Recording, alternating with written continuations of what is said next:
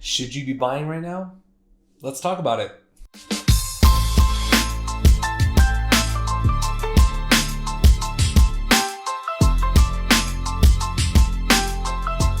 The market's kind of wonky, right? Interest rates are really high. Home prices haven't really gone down to justify that interest rate change. And historically, that there isn't actually a direct correlation. So should you buy right now? Should you wait? Well, let's talk about what the options are. So option one, you can hold off and wait and continue renting. So right now, if you're renting, you have no equity build. Regardless of how high the interest rates are, you're not building any sort of personal wealth. Option two is you can buy now with these higher interest rates. Now, what are the pros and cons? Well, the cons are your bills might be expensive, but here's the deal. If rates drop, you can always refinance. And you're currently building equity.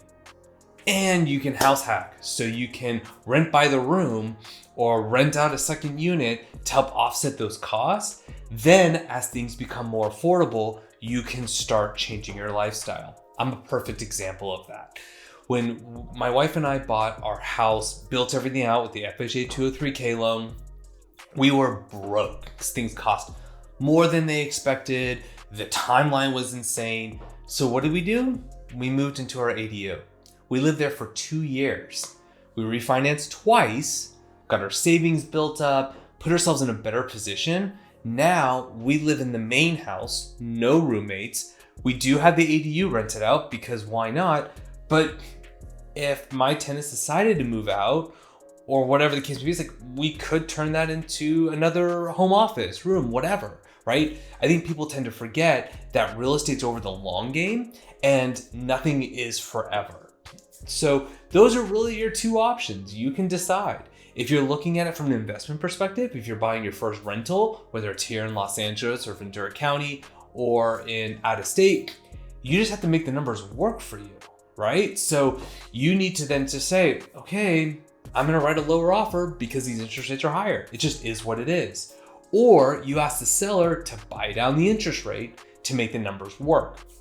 So you have more flexibility right now in this market because there's less buyers, because there's less competition, and you can always figure out ways to add value later on or whatever the case may be. So I think you already know what I'm leaning towards, which is you should buy now. I think there's more risk in waiting. And the reality is if you are concerned that home prices might drop, you also don't have to sell. And that's also really important to factor in. As long as you stay put and continue to make payments, you just wait it out. People who bought in 2008, the day before everything crashed, now look at them today. If they kept their mortgage, they'd be more than a third of the way done with their mortgage. The values have now exceeded what they paid for it. Yeah, it was painful, but they had to have a roof over their head either way. But since 2008, they've been able to have tax write-offs. They've been able to do a loan buy down.